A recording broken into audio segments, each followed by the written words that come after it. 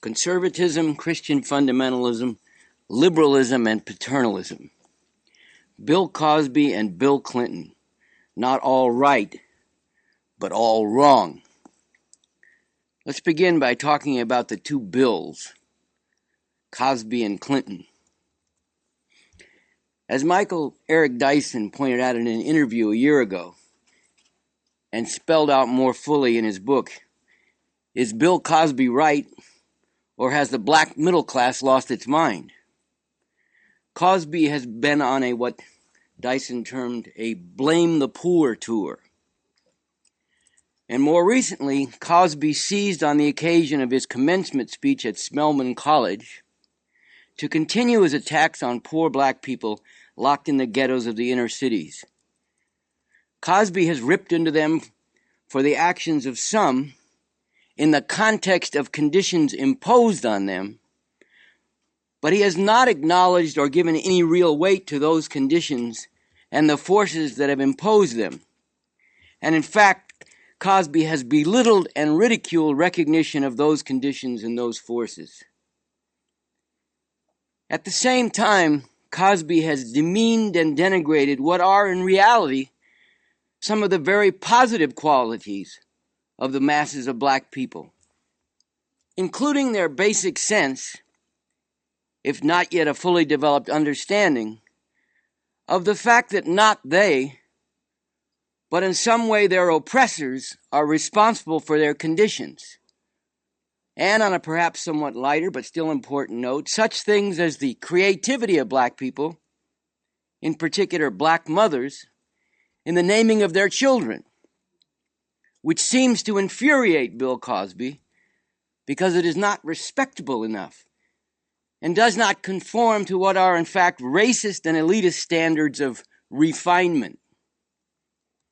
Let's begin with the latter aspect first, creative naming. Now, given my love for basketball, I can't help but starting with this example. Back about 20 years ago, there was a basketball player, a black basketball player, playing for Memphis State University, who was named Baskerville Holmes.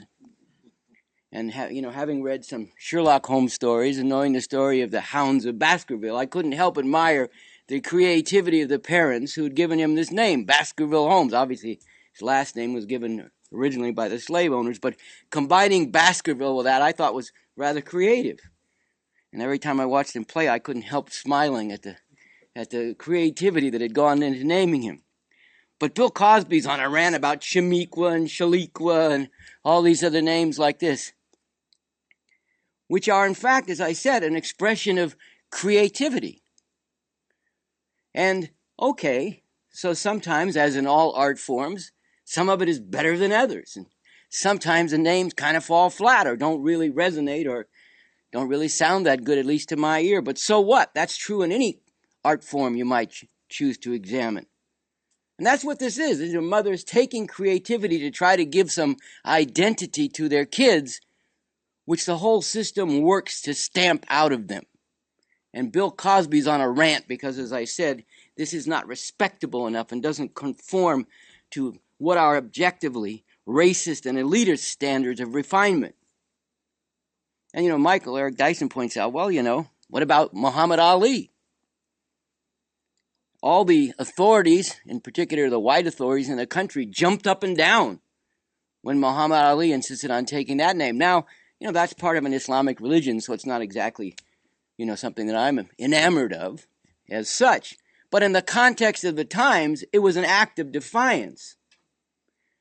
And it was, for those of you who don't remember and those of you who do, it's important to recall that when he took that name, because it was an act of defiance and all the things that were bound up with it at the time, it was a subject of extreme and intense criticism and harassment. There were sports announcers who refused to call him Muhammad Ali and continued to call him Cassius Clay, even though they had no trouble calling movie actors by names that are by no means their real names. For example, Brent Musburger, who still announces sports, refused for long, long years to call Muhammad Ali as part of his general reactionary ranting and idiocy. If we had had Bill Cosby acting then as he's acting now, using whatever fame and notoriety and money he's been able to accumulate to attack and denounce the mass of people, if he'd been acting then as he's acting now, he would have been on the side with Brent Musburger, ranting and raving about why didn't Muhammad Ali stay with a long distinguished name like Cassius Clay, never mind that it was the name of a slave-owning family.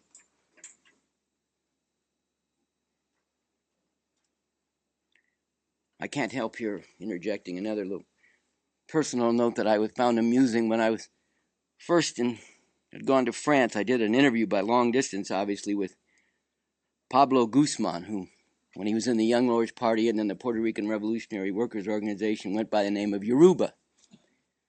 And before the segment that I was on came on, he was doing a whole rant about a basketball playoff game between the Boston Celtics and the Philadelphia 76ers. And without going into all the intricacies, Brent Musburger, the game was tape delayed. And Brent Musburger, right as the game was coming down to the climax, gave away the fact that the Celtics won the game, since he was announcing over a tape-delayed thing. This is the kind of thing, if you're a sports fan and you're forced to watch tape-delayed broadcasts, absolutely drives you nuts. And so Yoruba went into about a 1-minute tirade about what is a Musburger anyway? Is that some kind of a hamburger or a cheeseburger? What is? I know what a hamburger is. I know what a cheeseburger is, but what's a Musburger? Well, a Musburger is a reactionary idiot. And so is a Bill Cosby.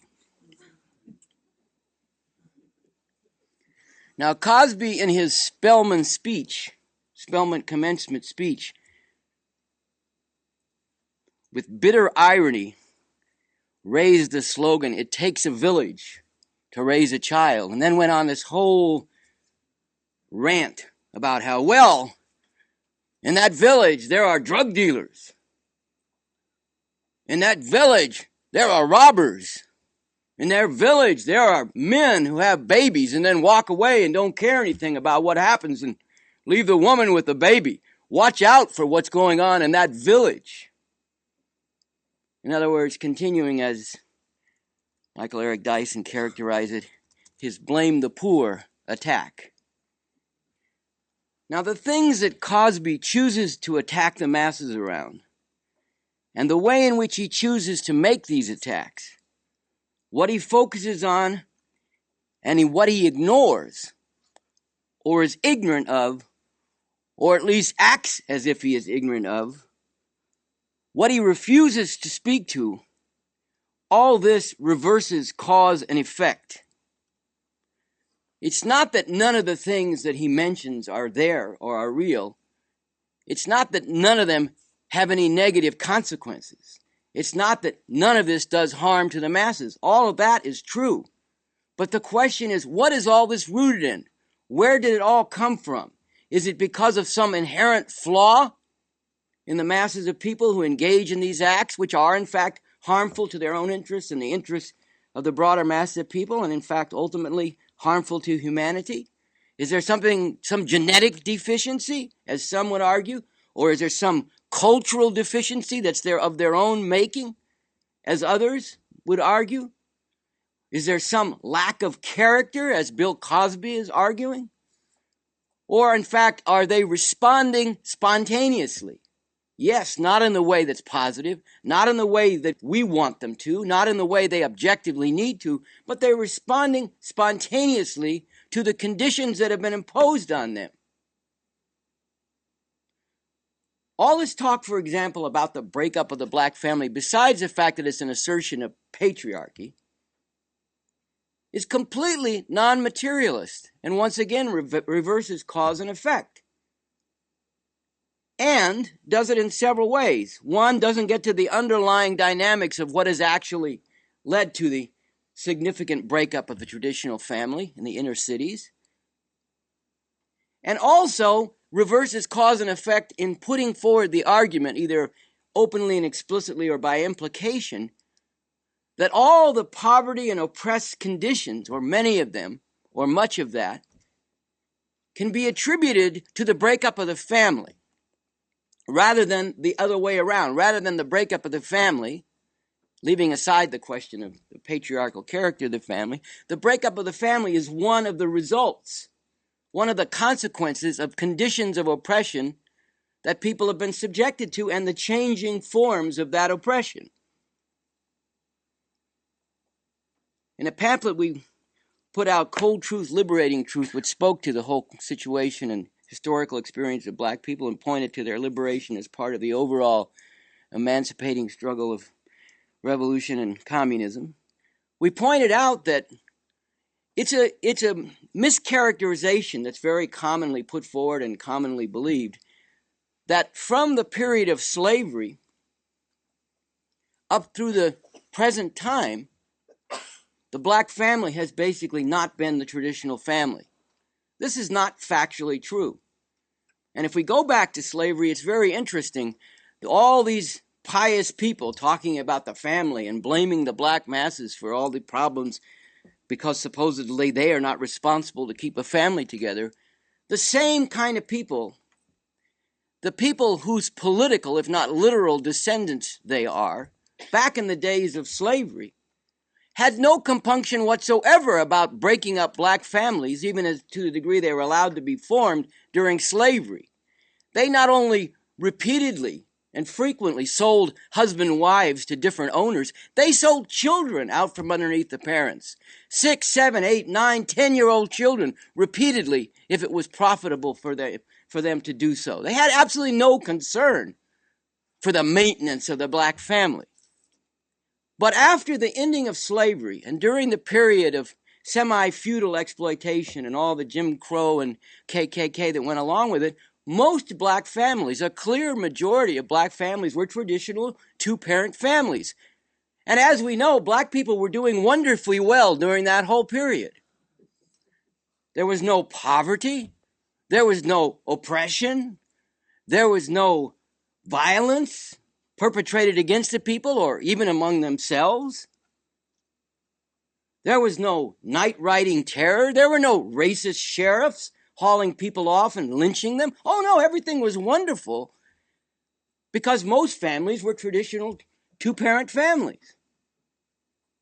Well, my irony is obviously speaking to the reality of what was really going on. So there were overwhelmingly two-parent families, and black people were catching hell every time they turned around in this context because of the ways in which the system oppressed them at that time. And the ways in which it oppressed them at that time favored the maintenance, by and large, of two-parent families. They were largely sharecroppers, working in agriculture. That kind of a situation is reinforced by and conducive to maintaining large families with two parents and many children can go out and work in the fields with a traditional and patriarchal division of labor. Then, by the dynamics of the same system, beginning after World War I, but accelerating and slowing down during the Depression, but accelerating during and after World War II, masses of black people who had been effectively chained to the land in the millions in the South were expelled in the millions from the land, at the same time drawn to the cities of the South, but especially of the North. The push-pull of being driven off the land and the pull of seeking a better life. And they went into the ghettos in the North, the families intact overwhelmingly, and they would seek work, usually the men, often the women. And for a while, some were able to find jobs, and then the jobs moved away. Especially they began moving away even earlier for masses of black people than they did for others. This is the point that Thomas Sugrue makes in his book, The Origins of the Urban Crisis. The black people, the youth with their pants hanging down around their knees, with their hats on backward and their swagger, which largely I admire, were not the ones who picked the jobs up and moved them out of the ghetto. The people filling the prisons, the people in the gangs, were not the ones who took the jobs and moved them away. They were not the ones who, when black people went chasing the jobs into the suburbs where they were being relocated over the decades, discriminated against them, brought the police out to harass them, and made it very difficult for them to get a job and keep a job in those circumstances. None of that was done by the masses whom Bill Cosby cheaply chooses to attack in these ways. These were conditions that were caused by the dynamics of capitalist accumulation and its international dimension as well as within the country, and by conscious policy of the ruling class politicians in line with this. I remember back in the 60s, there was a bill introduced in the House of Representatives, the Congress, to allocate money for rat extermination in the inner cities. And the most disgusting thing was that there was a report about how these politicians were laughing uproariously at the whole idea, even while they finally allocated some money. But the whole thing was a big joke to them. You know, Stevie Wonder wrote a song, one of his lesser known, I guess, but to me, one of his more powerful songs called Village Ghetto Land. You know, would you like to go with me down my dead-end street? Would you like to go with me to Village Ghetto Land? And in this, he talks about politicians drunk, laughing at all the demands of the people. This is not the gang members drunk laughing at the demands of the people. This is the ruling class, in line fundamentally and ultimately with the underlying dynamics of the capitalist and imperialist system of accumulation and exploitation. And this has continued and become more extreme since the 1960s. So many youth and others are acting spontaneously in response to conditions that they had nothing to do with creating and which have been forcibly imposed on them. And instead of calling attention to that and calling on the masses to rise up against that, Bill Cosby is blaming them and telling them, well, you can't keep using the excuse about blaming the white man. Well, okay, it's not the white man, it's the system. You might have told him that instead if you wanted to do some good. But he's not interested in doing good for the masses of the kind that they need.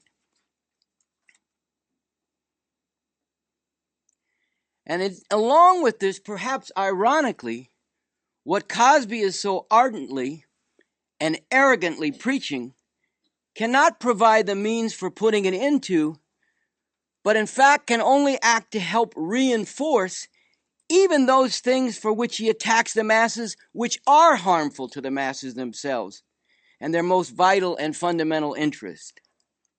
Cosby does not see or refuses to recognize that in the most fundamental sense, these things are not the fault of the masses, and that in reality, these negative things can be overcome.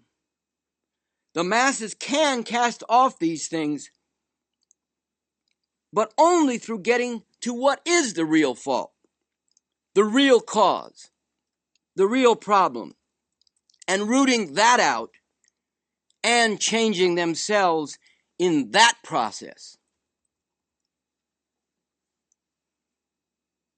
Marx spoke of changing circumstances and changing people. That's what the communist revolution is about.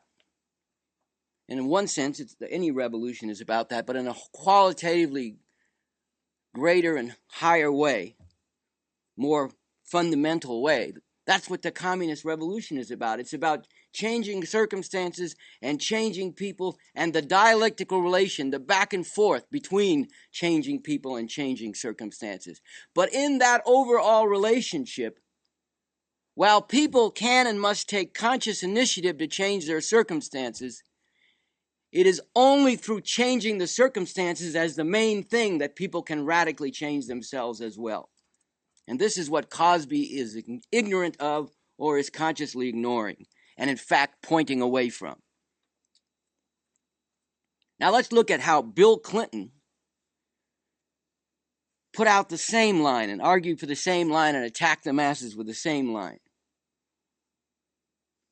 At the start of his administration, he used the proverbial bully pulpit of the presidency to attack the masses of black people in the inner cities with the same theme as Bill Cosby.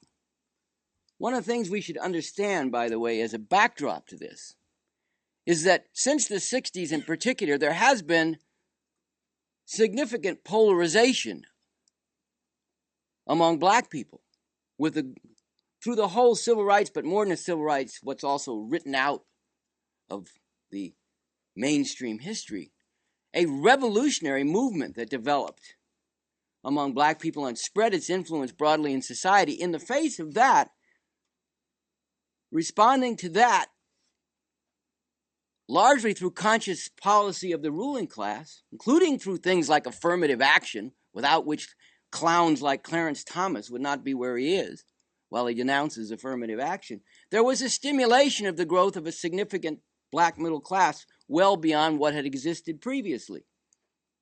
Sometimes the relationship between the upsurge in the masses and the concessions made was rather immediate and glaring.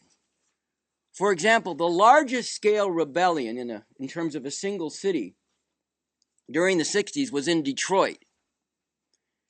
It lasted the longest, it was the most ferocious in a positive sense, and had the largest impact, and it drew the largest and most vicious repression from the ruling class, sending in the army under Lyndon Johnson, Mr. Great Society. And let's tell the whole truth here, a number of black leaders, or as they were called at the time, responsible Negro leaders, including Martin Luther King, called on Lyndon Johnson to send in the army to restore order, with the resulting deaths of large numbers of black people, as well as massive arrests. There was a whole scene that occurred in this context at the infamous Algiers Motel outside of Detroit, where black people who were involved in this rebellion were taken by the National Guard and the police to this motel and executed. But on the other hand, you have the hangman and the priest. You have the carrot and the stick. Instantly, in the aftermath of that rebellion, all of a sudden, the Detroit auto executives found they had thousands of jobs for black people. 5,000 jobs or so were made available immediately in the aftermath of the rebellion. So just even on shorter term considerations, it's completely wrong to argue that these rebellions never do any good. They don't in themselves change the whole character of the system, and the oppression has continued and deepened and taken on new forms as well as old ones since then. But as a result of this, there was a stimulation of a black middle class, and this is why Dyson is posing the question, or has the black middle class lost its mind? Has it forgotten the whole history of oppression? Has it forgotten even what it's subjected to, even with its middle class position, if it's driving while black or discriminated against on the job or passed over and insulted, and still getting on an elevator, even dressed respectably and having other people clutch their purses or moving to the other side of the elevator and looking nervously at the entire time they're riding in the elevator. But this polarization has provided more of an audience, if you will, for the Bill Cosbys and the Bill Clintons. So Clinton, using this proverbial bully pulpit of the presidency, attacked the masses of black people in inner cities with the same theme as Bill Cosby's been doing. And this stands out sharply in an address that Clinton gave from a literal pulpit at the Memphis Church of Christ on November 13, 1993. This is a church where Martin Luther King gave his last speech before he was killed.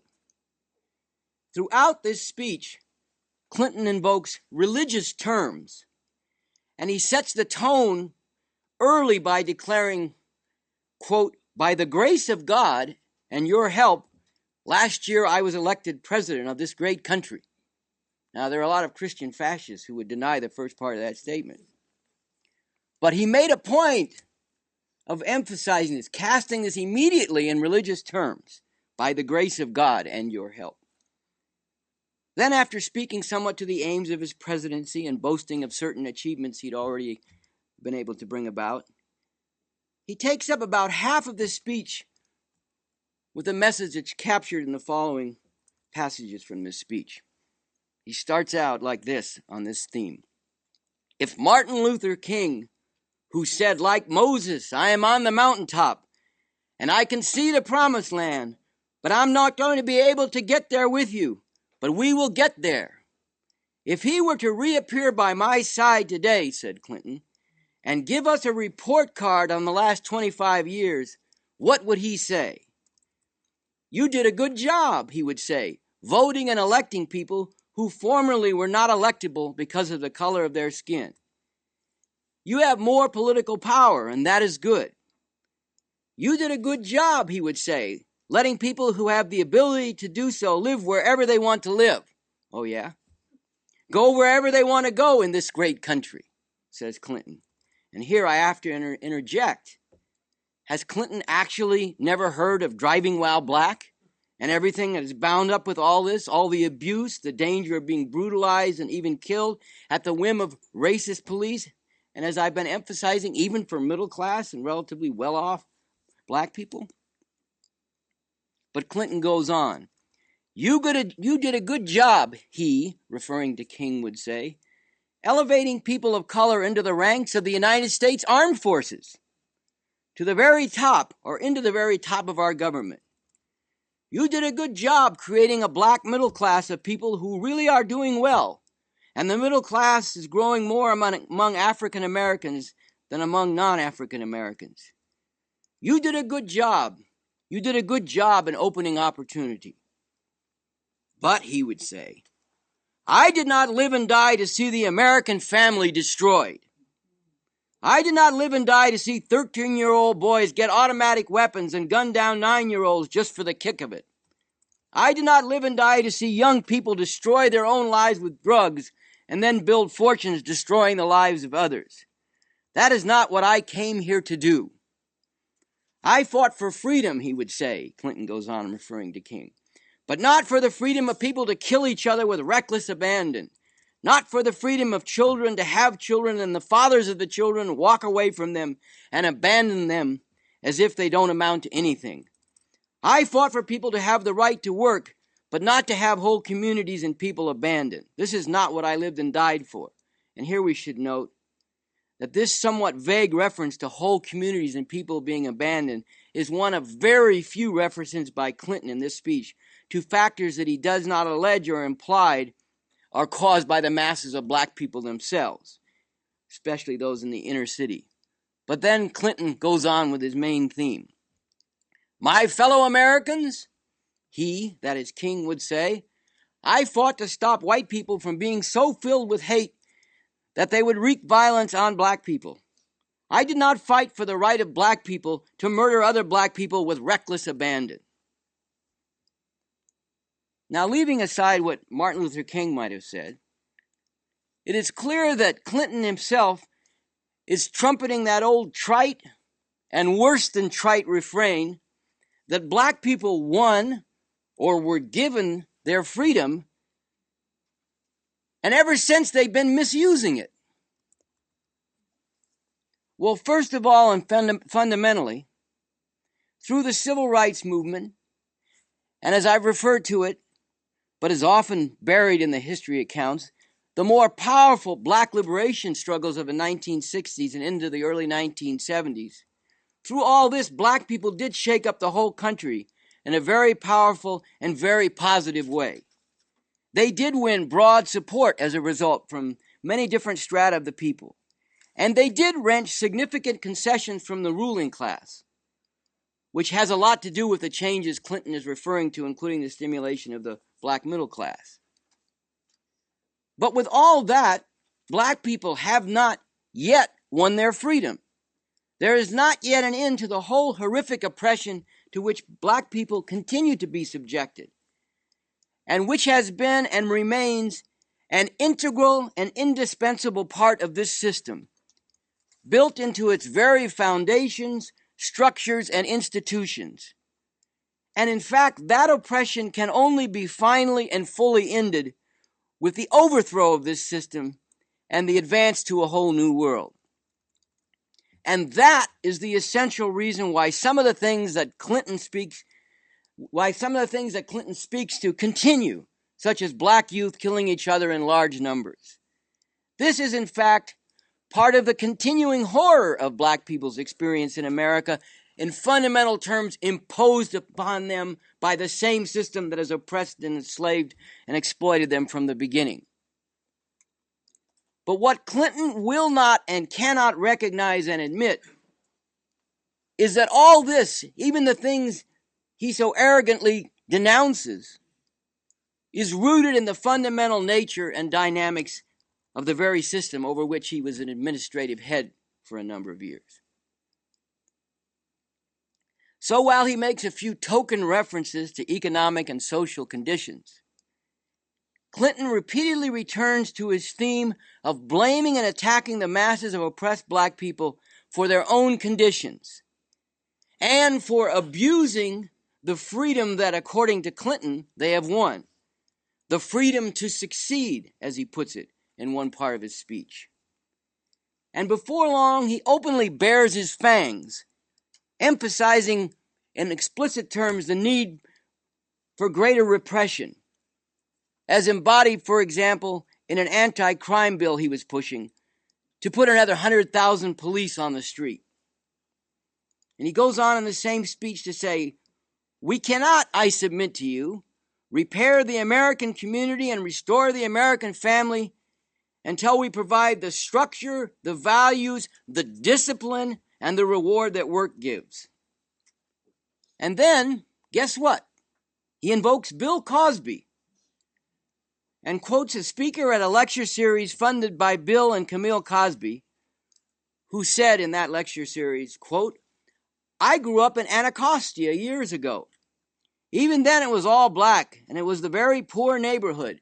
But you know, when I was a child in Anacostia, 100% African-American neighborhood, a very poor neighborhood, we had a crime rate that was lower than the average of the crime rate of our city.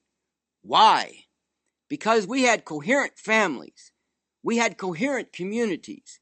The people who filled the church on Sunday lived in the same place they went to church. The guy who owned the drugstore lived down the street. The person that owned the grocery store lived in our community. We were whole." Now, on a basic level, to respond to this, let me begin by saying, no, the whole that communities like that were and are actually involved in is a whole lot of trouble, a whole lot of oppression and misery, not of their own making, but as part of the basic character and functioning of this system. And look at these communities and what is the unemployment rate now and who caused that unemployment? The masses of black people with their unwillingness to work, or the capitalist system with its dynamics of accumulation? And it must be pointed out how this kind of rewriting of history and of reality, this romanticizing of the ghetto communities and of the life of the masses of people forcibly segregated in these ghettos a few decades ago, goes hand in hand with blaming the masses of black people still trapped in these inner city neighborhoods, blaming them for their own situation and their oppressed conditions, while segregation continues unabated, and at the same time jobs are massively pulled out of these areas, and youth especially are faced with the prospect of never being able to get a decent job or any job at all, at least in the regular economy, while social services, including things like health care as well as education, are slashed and gutted for people in this situation through the conscious policy of the ruling class. And even the fragmenting of these ghetto communities, as referred to by the speaker from Anacostia, whom Clinton quotes, even the closing down of things like black-owned stores, is the result of the workings of this system, both the actual dynamics of the capitalist economy and who dominates it, and the policies, once again, of the ruling class, all of which has promoted a situation where black middle-class elements have moved away from the inner city ghettos in large numbers, and those left behind are left to rot and confined in a situation where many things conspire to encourage them to prey on and turn violently on each other. As I have pointed out before, if even a conservative analyst like Edward Luttwak can say that for millions of youth in the inner city, crime is now a rational choice, then what kind of fucking system have we got? And if Luttwak understands and can speak to this, what excuse can there be for Bill Clinton and Bill Cosby for not knowing this or pretending not to know it? So, as a basic point of orientation, I will repeat what I have said about this before. Fuck Bill Cosby. And fuck Bill Clinton and his sermonizing about this too. But let's go further. Proceeding from this orientation and a real understanding of the fundamental realities and dynamics involved, let's look at the larger implications of what is raised in these attacks made by people posturing as friends of the black masses, pretending to administer to these masses much needed tough love. Let's dig down more deeply to the fundamental questions that are actually involved in all this. Here again comes in the theme, the incessant theme, the everywhere repeated and drummed theme of personal responsibility. Now, the first and basic thing that must be said about this whole theme of personal responsibility, along with the fact that it's a weapon attacking the masses of people and blaming them from their own conditions, is that fundamentally it's a deliberate attempt to evade and direct attention away from social reality and social responsibility. If you can blame the masses themselves for not taking the necessary responsibility to change their circumstances and their behavior, then you are like a magician or like someone doing three-card Monte. You're directing attention away from what's really going on. What are the real underlying and causal dynamics? The social reality in which this behavior takes place, in which in a fundamental sense gives rise to the impetus toward this behavior. And the social responsibility, the responsibility that the society has, and more specifically, the responsibility that lies with the system for creating these conditions and these dynamics that push people in this direction. Once again, we come back to the basic question here. What has caused, to use Clinton's language, whole communities and people to be abandoned? Did the people abandon themselves? Did they, through their behavior, somehow turn their backs on themselves? Did they all get up one day and say, well, we've been working for a while, let's all fire ourselves? Let's move these places we've been working and close them down, tear them down, turn them into concrete and rubble, and go exploit somebody in Indonesia instead? I mean, the answer to these are questions that answer themselves. But the answer needs to be emphasized in the face of this unrelenting assault, ideological assault on the masses of people, particularly those at the base of society, among the lower and deeper sections of the proletariat and other impoverished and oppressed masses. In order to evade the responsibility and deflect attention from the responsibility of the system, and in order to get the masses themselves who are in these conditions and people of other strata to blame them. In the talk, Why We're in the Situation We're in Today and What to Do About It, A Thoroughly Rotten System and the Need for Revolution, I spoke to how we got in the situation we're in today, including how the masses in the inner cities got to the situation that they're in today. And this is what is being systematically and deliberately evaded, and from which attention is being systematically and deliberately deflected as an ideological weapon which goes along with the whole political and social program of, on the one hand, undermining even further the basic conditions of the masses, gutting the health care, the educational system, the housing, and so on, as well as the employment, and then bringing down repression in an even more intensive and extensive way, even with its genocidal implications, as I've spoken to elsewhere, as the program for dealing with this.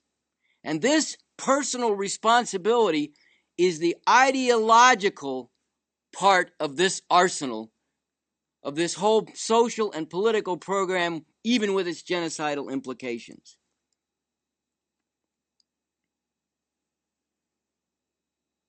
Now, in Preaching from a Pulpit of Bones, particularly in the first essay, discussing and dissecting the real content and meaning of the virtues promoted by William Bennett, I emphasize the point that these kind of reactionaries like Bennett, and also liberals and paternalistic friends of the masses like Bill Clinton as well as Bill Cosby, are always talking about choices. You have choices. You made choices. Yes, you're in these conditions, but you chose to do this or that. This is what Cosby's been hammering at. And it's the point Clinton is making. And the point that I emphasize in Preaching from a Pulpit of Bones is that in a fundamental sense, choices are socially, and in today's world more than ever, internationally determined. And I gave some examples. Why is it that a family in Thailand has the choice of selling their daughter to a brothel at age 9 or 10 to be sexually exploited by soldiers and businessmen from imperialist countries and the ruling classes around the world who come to Thailand for sexual vacations, or selling her into a factory, in effect, where she can be exploited under the most merciless conditions, beginning at the same age, 9 or 10, making consumer items or other goods consumed by people in the imperialist countries. Why is that the choice they have if the rest of the family even has a chance of surviving? William Bennett doesn't face that choice. Is that because William Bennett's character is better than the masses of people in Thailand who are being driven off their land by the same workings of the system that Bennett is one of the people presiding over and apologizing for and defending and attacking the masses in so doing? Why does a William Bennett on the other side of the equation and the class he represents, why are their choices, which they might discuss at $10,000 a plate events, whether to wage war first against the Palestinian people or first against Iraq, or when to go to war with Iran, or what to do about attacking or threatening North Korea, or whether to move a factory out of Thailand and over to Vietnam to be able to exploit people more profitably, or whether and how to exploit more effectively the people in Haiti rather than in Pakistan? Why doesn't a 9-year-old girl in Thailand discuss choices like that? While William Bennett and his class, these are the choices they discuss and make all the time, with devastating consequences for that 9-year-old girl in Thailand and her family and millions and millions and millions of people like them. Or even if you're in the middle class in the U.S., why is your choice not having your kids go to college or going deeply in debt in order to send them to college? Why do people in the middle class face those choices and William Bennett in the ruling class does not face that choice? Is that because William Bennett and others like him have more virtues? Their character is somehow better? Or, getting back to the subject we're focusing on here, why do the people in the inner cities, why do the youth in the inner cities face the choice of maybe getting a job at McDonald's, which is going nowhere and which may not last, or selling drugs, or working as a runner or a lookout for a drug dealer? Why are those the choices that they can choose among? Why can they choose to do that or go to prison? Why does that the way choices, quote unquote, present themselves to them? Evade the police, not get caught or go to prison, or get shot and killed either by the police or by one of the rivals in the drug trade. Get rich or die trying, but most are going to die a lot more than they're going to get rich. And even those who get rich often die. It's not long lasting. But why are those the choices people are presented with? What? Is it a lottery? You know, everybody reaches into some gigantic hat somewhere and you pull out a piece of paper and it gives you a couple of choices? Or is there something much more fundamental going on here? Or is there dynamics of a system which is historically established and rooted and has a superstructure of politics and armed force as well as ideology being purveyed and pumped out everywhere by the likes of Bill Clinton and Bill Cosby, as well as the likes of George Bush and William Bennett? Is that why these choices present themselves differently to different people in the world? Why did Steve Wozniak and Steve Jobs have the choice of fucking around like the rest of their friends, or going in their garage as young men and playing around with computer stuff? How come, as I pointed out before, someone their age, in their early 20s, in Pakistan, or in Egypt, or in Turkey, or in El Salvador, was either on the street scrambling to try to live, or else had already been working for 10 years, 10 hours a day, 7 days a week, under the domination of imperialist capital, working for international corporations in almost unimaginably exploitative conditions? What explains that difference and the choices that people in those different positions have? What choice does a 5-year-old kid in India working to make matches, what choice do they have about their conditions as long as they're within the confines of this system? So to preach to the masses about choices, when choices are presented to them in this way, is not only adding insult to tremendous injury, but is an ideological assault which is part of and aimed to reinforce the overall assault on these masses and the overall workings of the system which is cast and is determined to keep these masses in these conditions, whether in the inner cities of the U.S. or in the slums of Jakarta. Choices are socially and internationally determined, and not in some abstract sense, but by the underlying dynamics of the system and by the actions of the rulers of the system through the superstructure, including political decision-making and, yes, armed force on a massively destructive scale.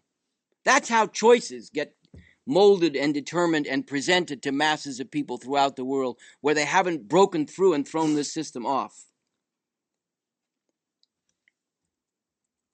So just as I pointed out in Views on Socialism and Communism, wants and needs are socially determined, so are choices that people make. And the range of choices within which they can choose. Now, is there a need for people, including the masses of people in the lower, deeper sections of the proletariat and other oppressed and impoverished masses? Is there a need for those, for that matter, in all strata among the people to change themselves? How they think and act in very significant ways? Yes, definitely and emphatically there is a need for that. It's cheap and easy to attack, as Clinton and Cosby and others do, the masses of people for some of the obvious ways in which they are acting against their own interests. But once again, the real question is, how are they going to, in any fundamental and lasting sense, change the way they think and act? Can people choose to change their circumstances? Yes. But here we have to immediately add some things. One, they can do so in any really significant and positive and lasting way if and as they become aware of and understand, at least in basic and essential terms, what is the cause of those circumstances, why they are in the situation they are in, and how they are being impelled by those circumstances to act, and the choices that are being presented to them. Two, they can only do so by proceeding from the actual causes and dynamics of their situation and its larger context, and by changing their conditions accordingly. In other words, by correctly understanding and on that basis radically transforming the objective reality and its driving and determining causes. Or, to put it another way, consciously transforming the necessity they face and wrenching freedom out of that. And three, in any fundamental sense, it is only in the context and the course of doing this that people can also change themselves, their thinking and their actions in any qualitative, fundamental, and lasting way. And that they can and must change themselves in dialectical relation to, in a back and forth interaction and interplay with, changing the larger objective reality they are confronted with and changing themselves back and forth with that. Changing circumstances and changing people in dialectical relation with the primary emphasis on changing the circumstances. Because only if the circumstances are fundamentally and qualitatively transformed, and only in the course and through the process of fundamentally transforming the objective circumstances, can people radically transform themselves in their thinking and their actions. So then, what is, as we've seen, the social role of rationalizations, and more than rationalization, weapons of ideological assault like personal responsibility? Among them are casting or deflecting the blame for the conditions of oppressed people back on themselves, in their own minds, but also significantly in the minds of people in other strata in society, so that others look at them and say, well, that must be their own fault. So I don't have to worry about that. They should just change their behavior. Look, even Bill Cosby, he was one of them too. He grew up in a housing project, and he says it's their own fault, so I don't have to worry about that. And even more fundamentally, how could I ever think that people like that could lead a struggle that would lead to a far better society when clearly they're all fucked up and it's their own fault? So these are important ideological purposes that are served by this trumpeting and wielding of this weapon of personal responsibility. And as I pointed out, it is also a means of evading, at the same time, social responsibility and the responsibility of the system, and therefore pointing people toward the need to abolish the system. And I've referred in other contexts to the Bell Curve, the book that came out in the 1990s, which attempted to provide quote-unquote scientific justification for the notion that some people, in particular people of African origin, but others as well, were inferior to others, in particular people of European and some Asian origins. To root this in, and to root the inequalities that exist in society in genetic and other unchangeable characteristics. Now, as openly reactionary as this was, and as readily refuted as the so-called science was, this was promoted because it went along with the agenda that I've been speaking of, slashing social programs, intensifying repression against the masses in the context of the needs and dynamics of the system of the time, and continuing to today. But what we should recognize here, and what's relevant particularly here, is that things like the Bell Curve are in reality, with all their fraudulent so-called science and actual pseudoscience, and with all their openly reactionary aims and purposes, they are in reality the companion and are mutually reinforcing with rants by those of Bill Cosby and similar scoldings by Bill Clinton, even if Clinton and Cosby might say that they disagree with the arguments of the bell curve. And speaking specifically of Clinton, but not Clinton alone, in his book Nixon's Piano, Kenneth O'Reilly surveys the history of the U.S. and speaks to and analyzes and shows vividly how every president throughout the history of the U.S., up through Clinton was still in office when he wrote the book, every president of the U.S. up through Clinton has catered to and promoted white supremacy, including Kennedy and Johnson, and yes, Jimmy Carter and Bill Clinton. He points to just a few examples that I'll just briefly mention here, but I'm just going to point to a few examples that he mentions, but he analyzes it more fully in the book Nixon's Piano. There was a whole episode that arose when Clinton, during the time he was contesting for president, chose to launch a whole attack on a frankly not that significant figure, Sister Soldier, and went into a whole rant about her and how she was promoting bad values. And he made a point in connection with that and more generally of distancing himself even from Jesse Jackson in order to better appeal to white supremacist sentiments. And as things went on, he undermined even some of his own nominees for government positions like Lani Guinier when some of her more progressive statements came out. He not only retreated and abandoned her, but he undermined her.